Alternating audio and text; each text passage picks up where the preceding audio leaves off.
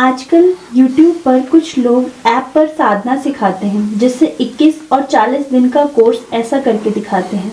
क्या साधना सीखना इतना सरल होता है? उसे कोई भी सिखा सकता है। बहुत ही कम उम्र के यूट्यूबर इसे प्रमोट करते हैं। ये बताएं गुरुदेव, क्या इसे करना हमारे जीवन को और बेहतर करता है? क्या इनसे धर्म, व्यक्ति या किसी का भी कोई भला होता होगा?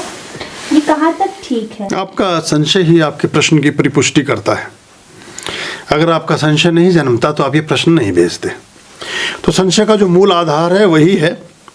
और ये बात साधना की उम्र और बाकी चीज़ों से और YouTube ये प्रत्यक्षता भी नहीं है, ये पात्रता का विषय है। और YouTube पे बैठ करके लाइक के लिए, फलाने के लिए जो कर रहा है वो बेचारा पहले ही साधक नहीं है। अगर साधक हो गया होता तो सिर्फ रेवेन्यू जनरेशन और एडवर्टीजमेंट से पैसा कमाने के लिए वो लोगों को ऐसे दिग्भ्रमित नहीं करता। और जो साधक तो ऐसे, साधना का पता ऐसा है कि साथ में रह के भी 10 साल बाद भी आदमी को साधना का सा नहीं पता होता। YouTube से तो कोई 10 मिनट में क्या सीखेगा? बस उन्हें फीस चाहिए। अच्छा, लोगों को एक शॉर्टकट चाहिए, एक सर्टिफिकेट सा चाहिए कि हमने फलानी जगह से ये कर लिया। इस अपने अहंकार की, अपने मनोवृत्ति की परिपुष्टि के लिए लोग इसमें समय व्यर्थ जाया करते हैं। इससे कुछ होता जाता नहीं है, ना ऐसी चीज़ें हो सकती हैं।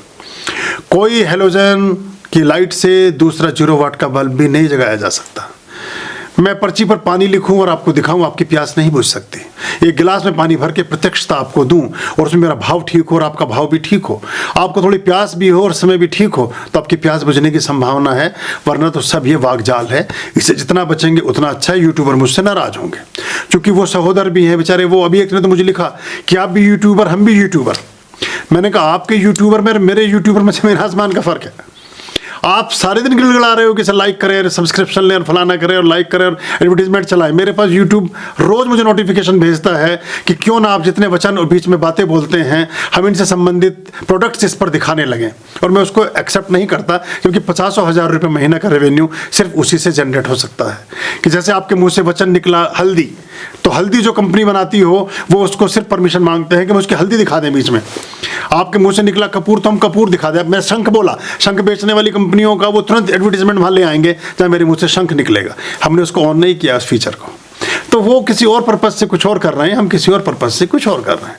हमारी यात्राएं सबकी अलग अलग हैं। ये बिल्कुल ऐसा है जैसे बुद्ध कहते हैं शिष्यों से कि मैं भी तुम जैसा, और शिष्य गलतफहमी के शिकार हो जाते हैं, सोचते ये भी हम जैसे।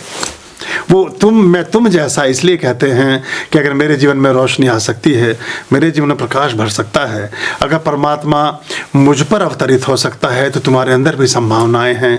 तुम भी अपने जीवन को जगा सकते हो, तुम भी अपने जीवन में आशा और उम्मीदों के नए पुष्प खिला सकते हो जैसे मेरे जीवन में खिले। लेकिन वो सोचते हैं कि ये भी हमारे जैसे ही हैं जैसे हम बैठे हुए।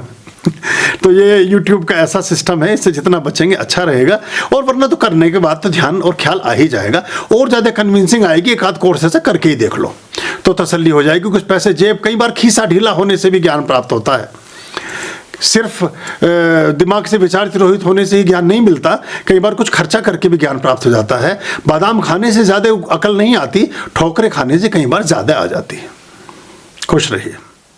आर्यं शरणं शुभमस्तु, संभवकरणं हरमस्तु, देवं वर्णं कर्मस्तु, पापं चरणं परमस्तु, पापं धर्मं मर्मस्तु, तारं कर्मं कर्मस्तु, हृदयं बीजं धर्मस्तु, शोकं दुःखं हरमस्तु, शोकं दुःखं हरमस्तु।